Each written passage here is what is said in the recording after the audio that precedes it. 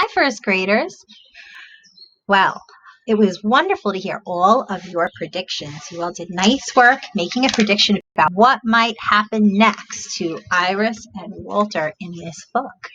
Let's keep reading today and find out if your prediction was correct. I'm going to start back on the page that we left off on. Iris turned around. She saw a boy. "You're not Walter," said Iris. "I'm Nick," said the boy. "Where's my class?" he asked. Iris looked all around. There were crowds of children. She could not see Walter anywhere. "There you are, Nick," shouted a woman. "I've been looking all over for you." Nick grabbed his teacher's hand and held on tight.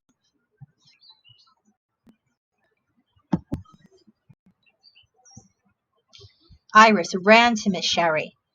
"Miss Cherry, I can't find Walter," she said. "Walter's lost?" asked Jenny. "I can't find him anywhere," said Iris. "Don't worry," said Miss Cherry. "We will find Walter.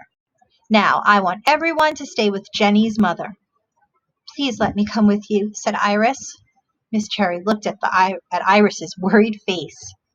"Come, Iris, you and I shall find Walter," said Miss Cherry. They walked past the starfish. They did not see Walter. They walked by the seahorses, but Walter was not there. Iris thought about Walter, lost and alone. "Poor Walter, he must be really scared," she said. "We will find him," said Miss Cherry. But there were so many people. How would they ever find Walter in the big crowd?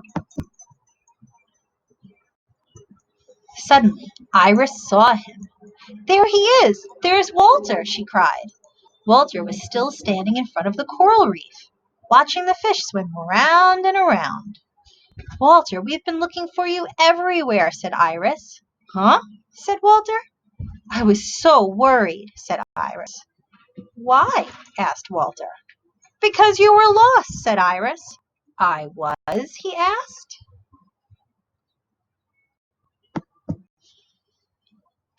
Iris and Miss Cherry gave Walter a big hug. "I'm very happy to see you, Walter," said Miss Cherry. "And now I think it's a good time to have our picnic, don't you?" Outside the sun was shining. Iris and Walter played tag with their friends. They sat under a tree and shared their lunches. "Time to go," said Miss Cherry. When the bus pulled up in front of the school, Grandpa was waiting. "How was the field trip?" he asked. "It was fabulous," said Walter. "We saw angelfish and hermit crabs." "And Walter got lost," said Iris. "Oh, no," said Grandpa. "But I didn't know I was lost," said Walter. "And I found him," said Iris. Then Iris and Walter told Grandpa the whole story all the way home.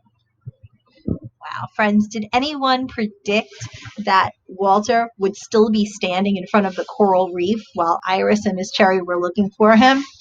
He was just so fascinated by that piece of the aquarium that he didn't even move. He didn't even know he was lost. Well, I hope you made a good prediction. I hope some of your predictions were true. Even if your prediction was not correct, that's okay. That's part of the fun of reading a brand new story.